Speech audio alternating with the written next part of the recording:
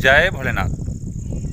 दोस्तों, आज हम आपको इस वीडियो के माध्यम से एक संदेश देने के लिए आया हूं और यदि आपको ये संदेश अच्छा लगे और आपको लगे कि ये उचित है तो फिर लोगों को शेयर करके इससे सब लोगों का आनंद लेने में सहायक ज़रूर बनिए।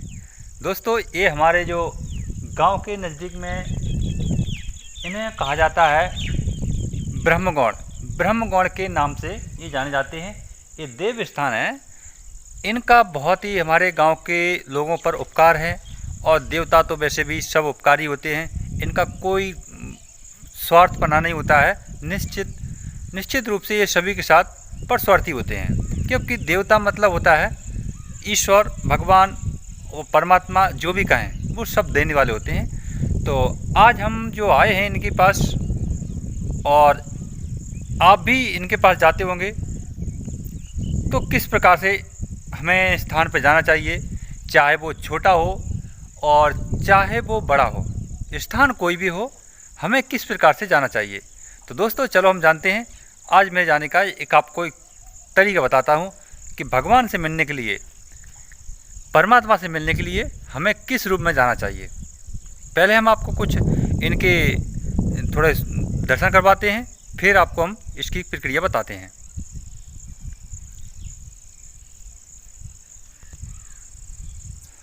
चलो हम इनके दोस्तों जाने का तरीका देख लीजिए। पहले आज मैं इनके दर्शन करने आया हूँ और आज मेरा ये चंद्रस्वर है।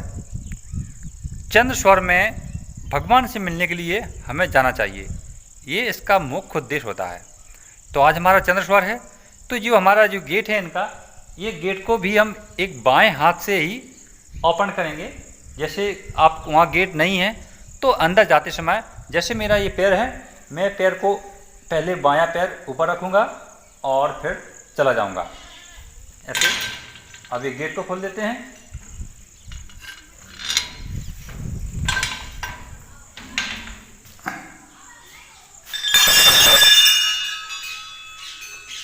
देख लीजिए, इन पर ये भी लगाई हुई हैं।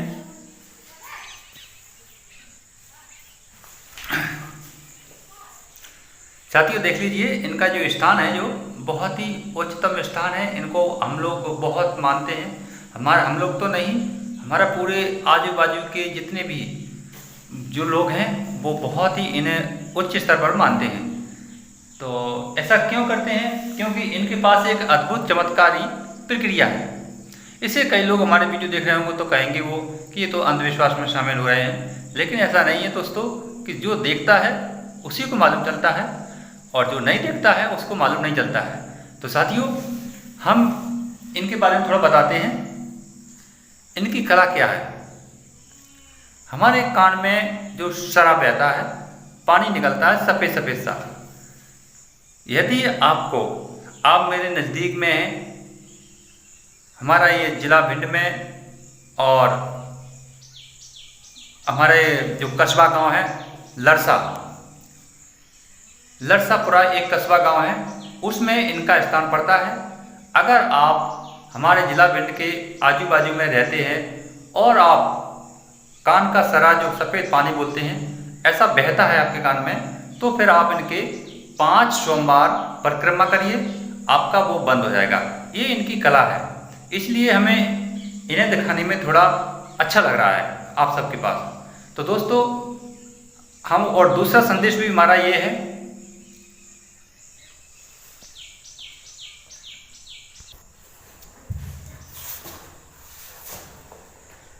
अभी दोस्तों हमारा दूसरा संदेश क्या है इसको भी जान लेते हैं। कि जैसे ये भगवान है, देवता तो भगवान ही होते हैं, तो भगवान के हम मिलने के लिए जाएं तो पहले हम भगवान शब्द का अर्थ ढूंढ लेते हैं, इसको समझ लेते हैं। भगवान, भू मतलब धरा, तो इसका मतलब ये हो गया कि हम पृथ्वी तत्व की तलाश में हैं। पृथ्वी तत्व शांति का प्रतीक होता है। तो पृथ्वी तत्व की तलाश में है। भू, गा मतलब गगन, तो गगन का मतलब हो गया आकाश। तो हम अगर भगवान, गा का मतलब आकाश हो गया, तो हम फिर अपनी बुद्धि और विवेक की तलाश में हैं। वाह मतलब वायु, तो वायु का मतलब होता है वायु तत्व। तो वायु तत्व से क्या होता है कि हम चल फिर करके इन सब चीजों को ढूंढने की तलाश में हैं। और ना ना मतलब होता है नीर, तो नीर माना पानी, और पानी होता है जल तत्व। तो जल तत्व का मतलब ये होता है कि हम ये चीज़ों को प्राप्ति करना चाहते हैं, इनको पाना चाहते हैं। इसलिए किसी महान पुरुष ने इन सबको व्याख्या करके चारों तत्व की एक ही शब्द में बांध दिया है, भगवान। तो भगवान नाम का जो अर्थ है वो यहाँ पर मैच होता है कि हम जब भगवान नाम की तलाश करते हैं या भगवान नाम के पीछे पीछे दौड़ने लगते हैं, तो फिर हम कहीं ना कहीं अपने जो 5 तत्व हैं इनकी तलाश कर रहे हैं। इसमें 5वां जो है तत्व अग्नि का वर्णन इसमें इसलिए नहीं किया गया है क्योंकि अग्नि में अगर हम जाएंगे तो फिर वहां हमारे काम जो होते हैं वो निष्क्रिय हो जाते हैं। इसलिए भगवान शब्द में अग्नि का उल्लेख नहीं किया गया है, क्योंकि अग्नि हर चीज को पैदा करने वाला होता है और उसे जलाने वाला भी होता है। तो दोस्तों, भगवान का अर्थ ही होता है। तो जो लोग अपने मन में भगवान की श्रेष्ठता रखते हैं, इच्छा रखते हैं, तो उन्हें भगवान से मिलने के लिए किसी भी मंदिर में जाएं, किसी भी तीर्थ स्थल में जाएं या किसी तीर्थ धाम यात्रा में जाएं, अगर आप जाते हैं तो फिर आप अपने बाएं स्वर में ही जाएं। और जब आप बाहर जाते समय आपका बायां स्वर चल रहा हो और बायां पैर, मतलब ये पैर जैसे ये रखा तो इसको ऐसे आगे बढ़ा करके आप रख करके चले जाएं, तो इससे जो होता है बहुत ही आश्चर्यजनक लाभ होते हैं। देखो दोस्तों, अनजाने में भी हम स्वर क्रिया के लाभ उठाते हैं।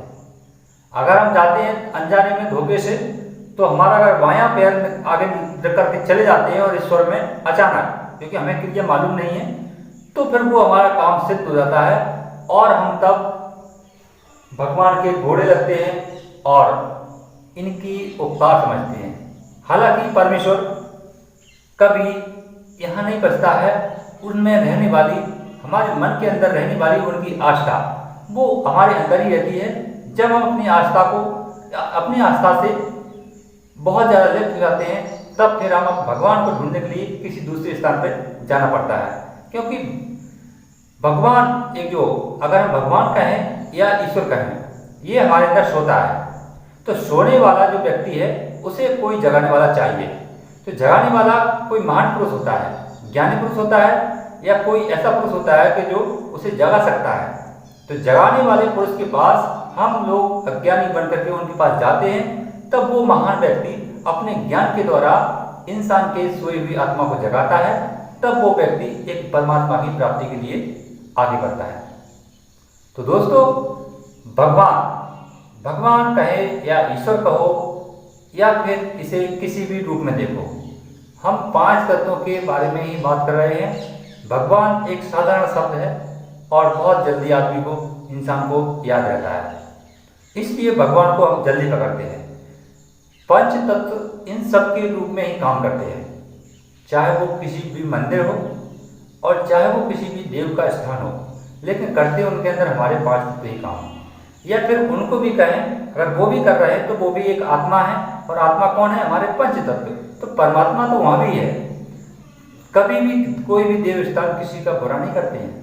अगर बुरा करने वाला है तो मनुष्य है, क्योंकि मनुष्य के अंदर अग्नि शामिल है और अग्नि का इस्तेमाल मनुष्य बहुत ज़्यादा करता है, इसलिए मनुष्य ही बुरा करता है अपना खुद का। तो साथियों, अगर आप भी मंदिर जाते हैं, किसी तीर्थ स्थल में जाते हैं या कहीं भी यात्रा धाम में जाते हैं, चाहे गुरु से मिलते हैं या राजा से मिलते हैं, किसी से भी, इन सब में अगर आप अपने चंद्र स्वर का उपयोग करते हैं तो फिर ये समय आपके लिए बहुत ही उत्तम है। इससे बढ़िया समय कोई नहीं है। अपने विचार हम तक जरूर पहुँचाएं। अगले वीडियो में आपसे हम फिर मिलेंगे। तब तक के लिए जय भोलेनाथ, जय कोण बाबा महाराज की जय।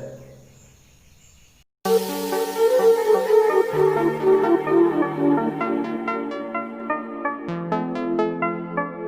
हैं।